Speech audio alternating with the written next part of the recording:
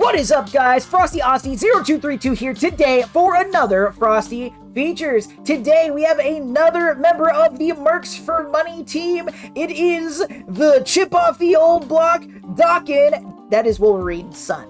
What this is, if you haven't been here, is a comic book feature on the tunes that you use in Marvel Strike Force, and I am the one who will lead you through the artsy-fartsy pages to the lore that you love. So with that, let's get started. So according to Scopely, what this is the blog post description, origin, whatever, however you want to say it, for the character. We will rate this at the end of the feature. So what did Scopely have to say about Daken? Daken is the son of Wolverine and his deceased wife Itsu, possessing similar mutant powers including enhanced senses, a healing factor, and retractable claws. Born in Japan, he was raised by the ancient mutant Romulus with the Japanese slang name Daken, given assassin training, and manipulated to think Wolverine killed his mother. Though he eventually learned the truth, Daken has clashed many times with Wolverine and has led a life driven by complex schemes of power, revenge, and discovery. It's almost poetic, wouldn't you say? So we will rate that at the end. This is our man. This is Daken. Name, Akihiro. So he is named by his adopted parents, Akihiro. This is his actual name, Daken being his secret identity, his alias, his what have you. First appearance, Wolverine Origins number 5 in 2006. This is a cameo appearance, but I count cameos as first appearance of one of those comic book readers. As a reminder for the people that may not have been here before, we typically stick to the Marvel 616 canon. That's the mainline continuity, so what we go over today is specifically from that. So, woohoop. Alright, so that's the first appearance. Powers and abilities. He has the powers and abilities of Wolverine. He is superhuman, being that he has super reflexes, super strength. He is beyond all human capabilities as far as those things are concerned. He also has super senses. It all sort of kind of falls into there. Namely, he has a crazy healing factor like his Pop. He has retractable claws like his Pop. But instead of the 3 coming out of his knuckles like his daddy, he's got 2 coming out of his knuckles and 1 coming out from the front of his wrist. So he has like a little oval of doom, right? And then he has pheromone control, which is actually pretty important. So his pheromones, he has super strong pheromones that exude and sort of people around him kind of match his it kind of forces them to match his mood in a way, or it brings to the surface whatever his feelings are. If they are feeling that thing similarly, it brings it to the surface. He can't bring a negative feeling out of somebody who's not feeling negative feelings, but if somebody is feeling negative about him, he will bring it out even more, which is a big plot point to his development as a character. Aliases! He goes by Fang, and he also takes up the mantle of Wolverine in the Dark Avengers run. We've talked about Dark Avengers quite a few times in Frosty Features. This is the Wolverine that we talked about. I think, honestly, it's probably the only time we've ever talked about Daken until this very feature we are looking at here would be any time we brought up the Dark Avengers, which is probably like 3 or 4 different features. Affiliations! Daken's actually been in quite a few. One of note that I didn't put is the Mongrels, which is essentially a team he puts together of all of Wolverine's children, clones, etc. But he does join the X-Men, the Marauders, Alpha Flight. Daken's one of those characters. He is a villain that becomes a hero and then swings back and forth, but unlike Loki nowadays, where he's more hero than villain, Daken is more villain than hero most of the time. Daken's kind of a psycho. Background, 1946 Japan. So, that is 1946 being his birth year. He is born to Itsu, who is of Japanese heritage, and a Wolverine, who is of Canadian heritage. So he is only half Japanese, which actually gets him his name of Daken. Where he is raised, the townspeople and some of the servants around him refer to him as Daken, which is a term that translates to mongrel. which is just a slur to the fact that he is of mixed heritage. So that is something very important to remember. 1946, Japan also is pretty salty about the West because of that's after the end of World War II. And yes, so he is born and raised in Japan and finds himself on a I'm gonna kill my father kind of excursion, and ends up in the United States or Madripoor or wherever you're reading. He travels around. He's not limited to where he's born. No one is. You could break the chains that bind you. See that? Isn't that that's a Daken song, right? For my 80s people, who died? Can't be a superhero or supervillain without somebody dying, and in this case, it was Itsu, Daken's mother. We'll talk about that in a while, but to Daken's his mindset is that Wolverine kills his mother, but we'll dive a little bit more into that a little bit later. Tattoos. So, one of the weirdest things, we're going to talk about a lot of weird things with Daken. One of the weirdest things with Daken is his healing factor let him get a tattoo, right? So the way, and I believe it's actually explained at some point in Wolverine's long history of comic books, Wolverine can't get tattoos because as your skin slowly, like re-heals or whatever, or he gets cut off, or, you know, he's Wolverine, so he loses his skin all the time, the tattoo will disappear, right? So the healing factor essentially prevents Wolverine from getting a tattoo, but somehow Daken has tattoos. He's got him down his arms, and obviously in this picture, he's got it up his chest. So it's not explained how he's able to have a tattoo, but it is something that he gets and it sticks around, which is kind of impressive given the fact that there's a few continuity issues with Daken. That's one of them, but he sure looks cool with the tattoo. So Daken more often than not has bone claws over the metal claws. So there is a point where the Muramasa blade, which is Wolverine's sword, when you see the samurai kind of version of Wolverine, the Muramasa sword gets broken down into little pieces, and there is a point where he convinces somebody to create, it makes it, so I said he's got shings and one shing. His one shing gets a metal sheath over the bone, so that he has the Muramasa blades come out from underneath his skin, which can we're going to talk about it a lot more in depth, but ultimately the Muramasa blade can kill beings with healing factors. So the Muramasa blade would be something that could kill Wolverine, it could kill Deadpool, it could kill, honestly, it could kill the Hulk.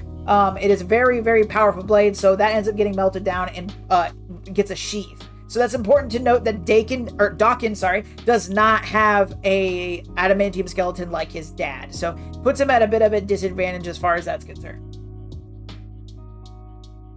Relationships. Akihiri and Natsumi are Daken's adopted parents. These are the people that he was left with. James Howlett and Itsu are his actual parents. He never got to meet them until he grew up and decided to try to kill Wolverine. And then we see a lot of back and forth between them as a father-son duo. Not duo. They're more of an estranged kind of thing. Daken has many, many siblings. The biggest of note is the clone of Wolverine, Laura Kinney, or X-23. They have a really interesting relationship, and if you talk to different comic book people, some of the most interesting storylines with Daken involve him working with X-23. They kind of go off of the idea that they're brother and sister, but sometimes it gets a little more or less than that. So another thing I want to point out, Daken is a cemented bisexual, so he uses this with his pheromone control a lot to like sway one way or the other. We're not going to talk about that here in a bit, so I wanted to make sure that was also known because it's kind of important, because when you start looking into Daken, especially in like Dark Avengers and things like that, he almost he almost has this Mystique thing going. Excuse me. He almost has this Mystique thing going where he sort of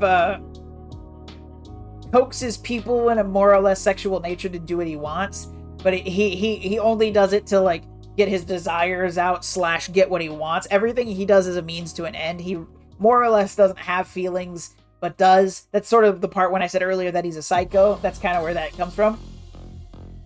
Notable events. So this is these are two storylines we're going to talk about.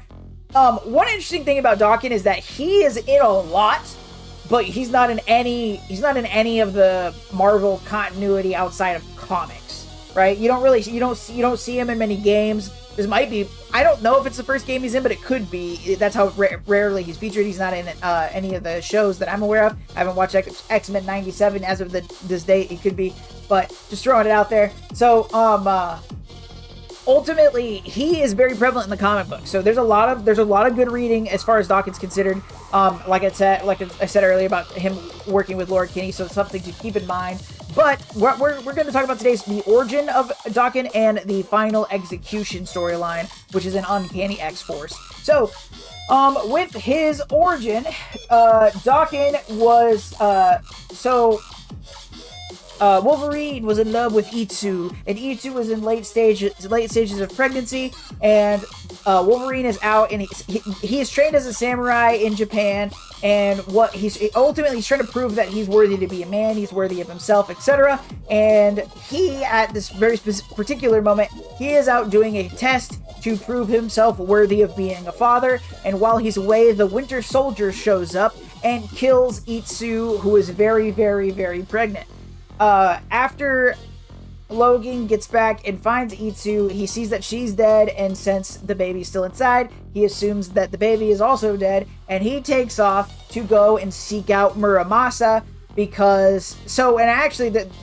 Muramasa kind of set all this in motion. He's a demonic blade forger, blacksmith, however you want to look at it. His blades are legendary, right? So Wolverine goes on a quest to seek out Muramasa, and we see a scary-looking, essentially an older-looking version of Wolverine called Romulus. He is not a version of Wolverine. He just looks. His powers are the same. He looks just like him, but he's older and he has way more claws, and he's pretty cool. But he shows up and he cuts Itsu open, and he takes out Daken, who at the moment is unnamed, and he takes them and he leaves them at the doorstep of two well-respected traditional Japanese people. Traditional being their family's traditional, not traditional Japanese. He leaves them at the doorstep, and that is going to be Natsumi and Akihira. And this Akihira being the mother is Akihira, and the couple name him Akihiro in reference to honor the mother or whatever. So he grows up. He's with them for 9 years, and as he gets a little bit older, his mother starts kind of drifting away and away and away from him. And there's a point where his pheromones start to he starts really showing off his mutations. So most mutants don't show that they're mutants until they're teenagers. It is suspected that Daken was able to live through his mother being killed when she was pregnant, just for the fact that he had a healing factor. But we start to see his pheromone situation start to come out, and he overhears his mother talking to his father, and she's like, "I don't love Daken at all, and after years and years of trying, we're finally gonna have our own actual real kid. That's gonna be amazing." And Daken's like, "Yeah, that's kind of messed up. I don't like that that's a thing." So after the baby is born, Daken kills the baby, which is super great. And then he goes and he's like, "Hey mom, guess what? I killed your son." And she's pretty pissed. So Natsumi grabs him and is like, "Hey, listen here, you're no longer part of our family. You are banned." And while they're having this conversation about being banned, Akihira comes out with a rifle and a bayonet and tries to run Daken through. And then we see Daken's secondary mutation, other mutation form, and his claws come out for the first time. And in trying to defend himself and push away the bayonet that is at the end of this rifle, he slices right on through his mother, and she dies in front of him. So with his son dead and his wife dead, Natsumi looks at him and is like, I don't have it in myself to kill you, so I'm going to do it myself. And then he turns the rifle on himself and ends it all.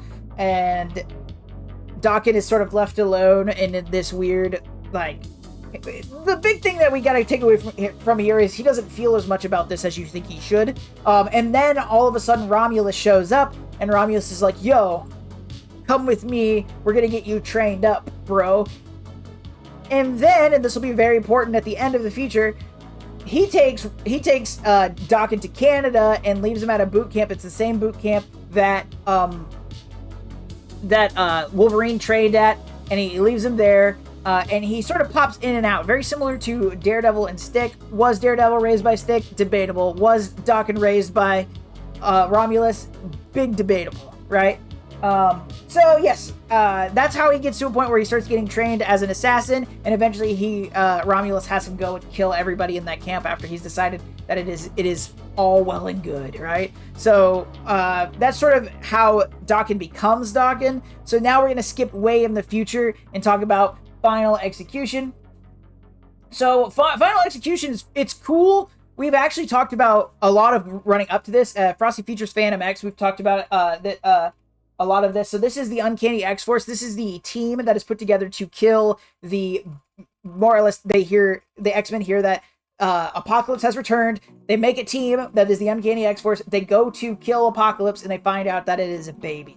And so the whole thing is that they're not going to kill it. They are. In Frosty features Phantom X, we cover that a lot. So what had happened was we've got the Uncanny X-Force and the Brotherhood, who are on opposing sides over trying to capture this now young child. His name is Evan. The APOC version, his name is Evan, and he's going to Jean Grey School for gifted youngsters, and he's trying to learn his powers and become a good guy, and everybody's trying to train him to be a good guy. And the Brotherhood essentially kidnap him. They are trying to reveal that this essentially Black Ops X-Men team, the X-Force, is real to the world, and they're trying to get back Evan so that they can make him turn into actual Apocalypse, and he will take over the world for them. Evan is out kind of by himself, and it's him and one other student, and the student gets murdered by the Brotherhood, and Sabretooth kidnaps Evan. And he takes him back to Daken and the Shadow King, and at the same time, Phantom X is having a thing with Psylocke, and I mean that in a romantic sense. And so he is out looking for her, and in looking for her, because they've got a bit of a relationship thing going out, whatever. He doesn't realize, ultimately there's got to be a reason that the Brotherhood's into this. So Phantom X is saying it's how we know the Brotherhood's into this. He has a situation where he believes he's having relations with Psylocke, and he points out, hey, this is different than we've ever done it. Who are you? And then it turns out being Mystique. And then all of a sudden he knows, oh, the Brotherhood are doing something bad. Better check on Evan. And then turns out he's gone. So now we have to go rescue, Kid APOC. Shadow King being a very strong telepath, had messed with Psylocke and kind of freaked her out pretty hardcore. And Psylocke, if you read her at all, she is a very tortured person, and even at a point where she's one person in another body, etc. There's a chance we went over this in one of the features. I can't remember. I feel like I did. But anyway, it might have been Frost Features Apocalypse. Phantom X is going to go and rescue Psylocke, and she's up in this apartment, and he walks in and sees the Shadow King. He's like, get out of here. His mask kind of helps block the telepathic problems or whatever. So he grabs Psylocke, and they run out, and he puts her on the plane, and he's like, I'm gonna get on the plane right behind you. She's like, get on the plane right behind me. There's no problems here. And then all of a sudden, the skinless man grabs Phantom X and pulls him to him, and he's got a knife, and he stabs him in the heart and carves his heart out and holds him. He's like, oh, he had so many brains, but only one heart. And so Phantom X is dead. This is important because Phantom X is the person who raised Evan, right? So with all that, Psylocke returns back to the Uncanny X-Force, the situation, and she's like, hey, this isn't good.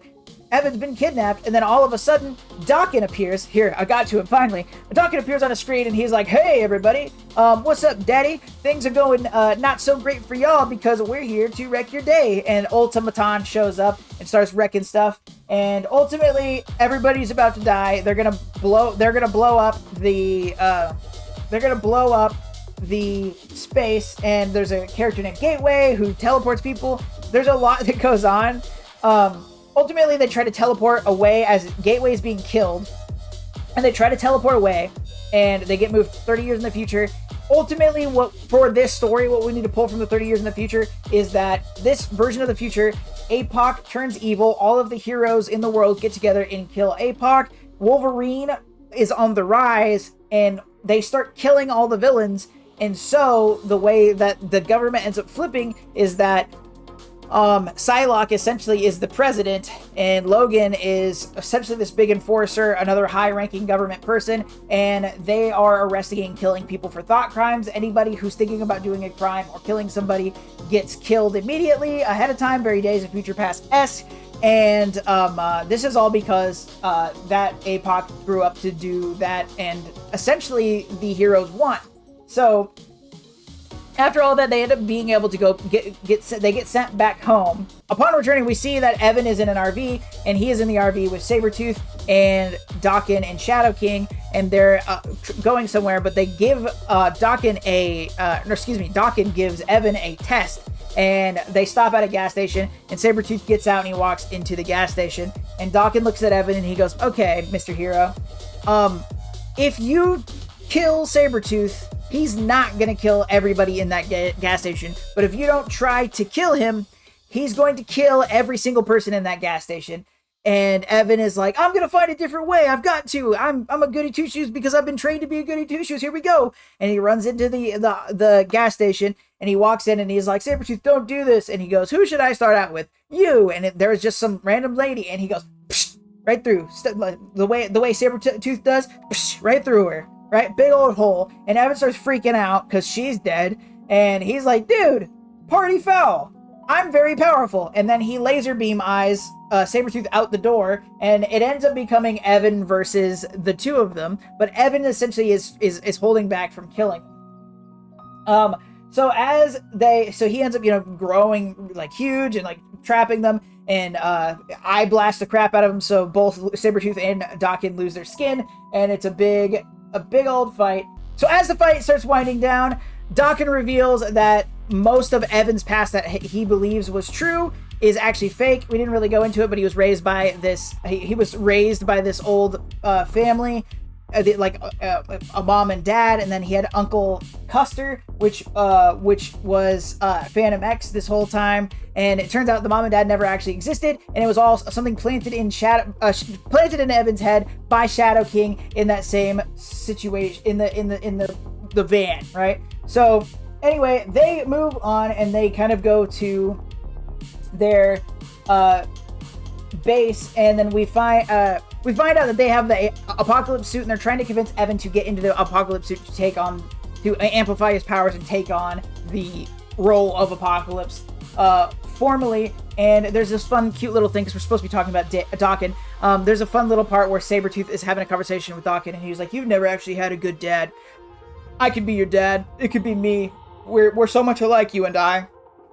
So with all of this, all of the evil things are going on, and they're once again trying to coax Evan into being an evil monster, and Deadpool sneaks away from X-Force and sneaks into the building to steal away Evan, and he gets a hold of him, and they start walking, but they run into Omega Black, Blob, Shadow King, all attacking at Deadpool and Evan. So one thing to note about Deadpool in the Uncanny X-Force series, he has been cured of his cancer and no longer has any powers. So he's just a guy dressed as Deadpool being Deadpool. So in this, so also there's Omega Red is involved with this, Omega Black and Omega White. So Omega Black is here, and essentially Omega Black has the tendrils, sticks them into people and gives them cancer, which you might be able to see where that's going. So anyway,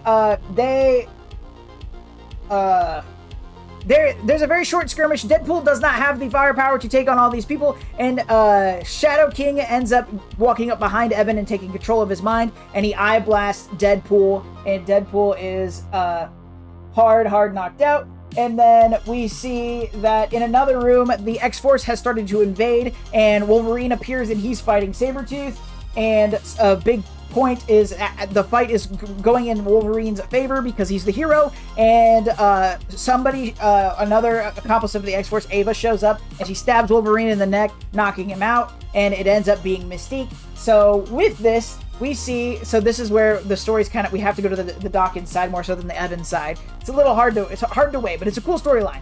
So in following knocked out Wolverine, he wakes up and he is tied to a table, and across from the table is his son Daken sitting there drinking whiskey.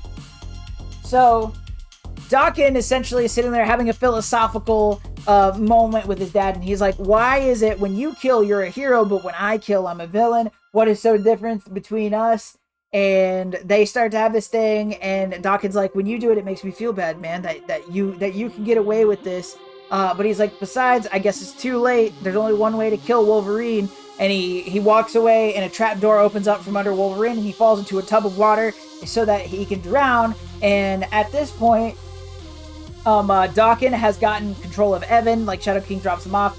So Daken makes Evan watch Wolverine drown in this vat of water, because Wolverine, that's another thing you got to know about Wolverine, is he can't swim. He shouldn't be able to swim because he has a fully adamantium skeleton, so it makes him sink to the bottom, right? So he will essentially drown, heal, and forever be stuck in this never-ending situation. So he is forced to watch Wolvie die, and this sets him off, and he decides to take on Evan decides to take on the Apocalypse suit.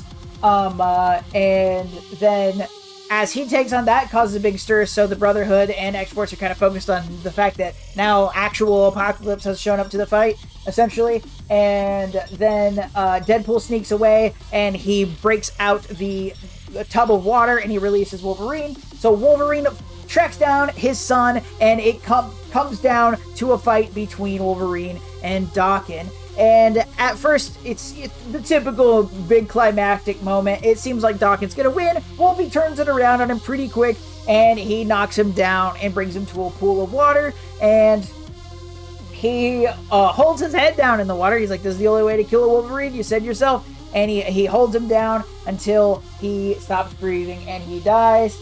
And while he's dying, his last thoughts are, what would have been different if Wolvie raised him as his son?